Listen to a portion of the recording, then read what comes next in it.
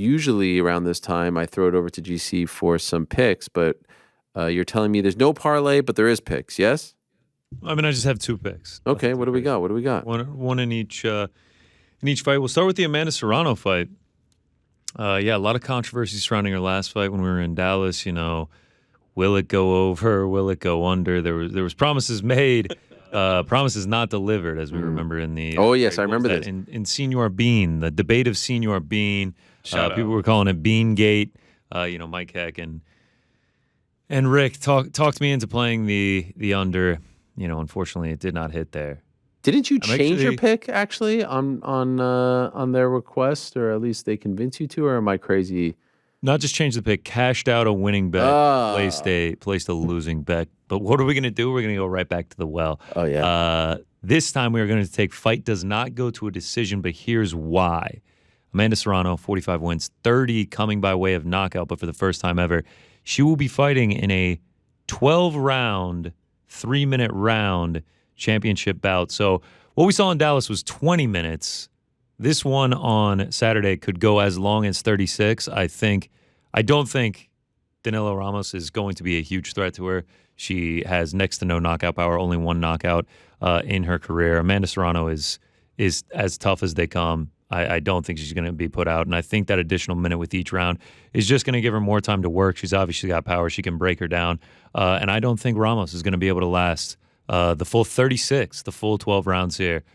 So at this price, essentially even odds, I like it to not go to a decision. Now, the Tyson Fury and Ngannou fight, I thought about not even making a graphic for this just because I have actually had a bet placed since July 11th on this one. The line has been cooked to no end. I threw it in our group chat when I was placing the bets. I knew it was going to move.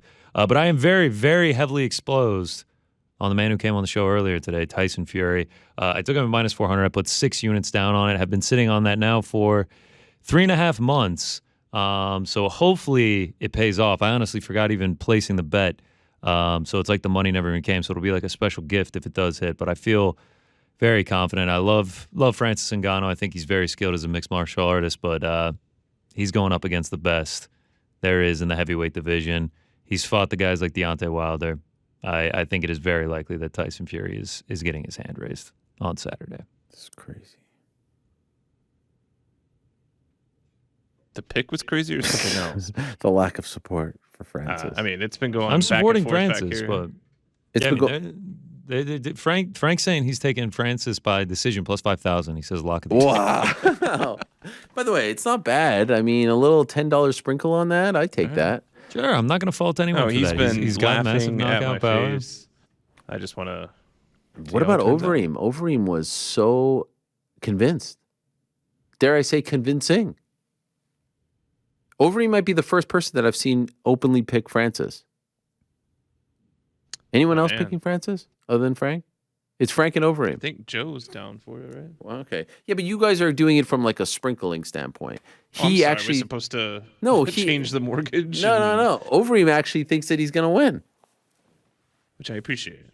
I don't know if is anyone else picking Francis? I'm sure there's going to be people out there that pick him. I just haven't seen any like luminaries, any fight people. It's a tall task, man. It's a tall task. I was on going to boxing to fight one of the best boxers on planet Earth. 100%.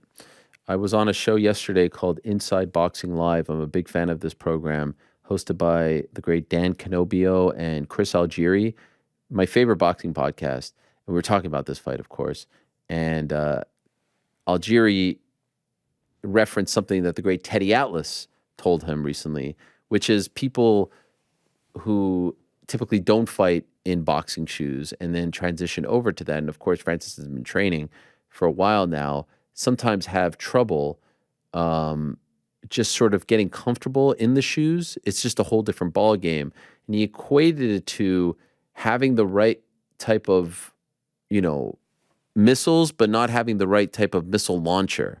And if you don't have the right type of missile launcher, the missiles are going to fall flat. And so what he was saying was Francis could have all the power in the world, but if he doesn't know how to actually unleash that power in a boxing ring, it's going to fall flat. I can't wait to see how this plays out. I know there are some people who think that Tyson is going to carry Francis. I think Francis has nothing to lose. I think everyone thinks he's going to get clowned and outclassed. And so laissez le bon temps rouler and just let it flow. Let it go. Just go. Now, very easy said than done. Tyson Fury, best heavyweight on the planet, and isn't just like a brute brawler, is a tremendous boxer, which is incredible for a man his size, 270 pounds. He could dance out there, and he can make you look very, very foolish. And so, yes, the speed is a concern. The precision is a concern. The volume is a concern. But hey, crazier things have happened. I can't wait to see. Yeah, it's going to be fantastic. It's going to be great theater. Yeah. It's going to be great theater. And then we move on with our lives, and then we look forward to Francis's return to MMA with the PFL. Even Tyson talking about the PFL. It's like, wow, this is big for the PFL. Like, just being associated with Francis with this fight. I'm assuming, the dignitaries will be there from the PFL.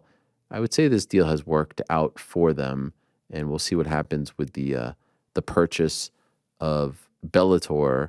Not quite done just yet, but we suspect at this point, barring a last-minute catastrophe, that it will get done in November or December. So let's see how it all plays out. All right. I think we're good, right? Is there anything else? I think that about sums it up. That about sums it up. All right, friends. Great show. We lost some weight. I was sweating a lot. I'm a little bit stinky now, but we got it done, as we usually get it done. It's been a long time since someone bailed, right? Since my fear is losing the trust of the audience. I never want to say, hey, we got a banger of a lineup, let's pat ourselves on the back, and then someone doesn't show up, because that's incredibly embarrassing. So that's why I say, like, come hell or high water, come anything, like, I don't care. I don't care if they're on via, phone.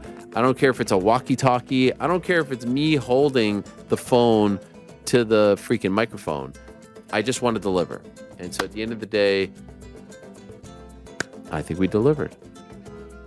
This ain't no rinky-dink podcast where you can, tape, take a break,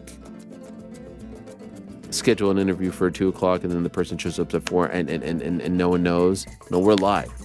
That's actually one thing that I think is very underrated about this program. Live with MMA fighters, and more often than not, everyone's on time. Pretty remarkable, right? I would say pretty remarkable. They are very dependable. Of course, I'm texting them 49 times before the interview to remind them, but, that's what you got to do. You don't need to worry about that sort of thing. And so today's show is come and gone. Thank you very much to everyone who tuned in. Appreciate you all very much. The great Alistair Overeem, good luck to him. Congrats on an amazing career. Thank you very much to Tyson Fury. Good luck to him on Saturday as well. Thank you to Fabiano, the man, saved me. Thank you to Charles Oliveira as well. Much appreciated. Thank you to Mike Breeden. Thank you to Tommy Aspinall. What a great chat that was. Back on Monday, same time and place.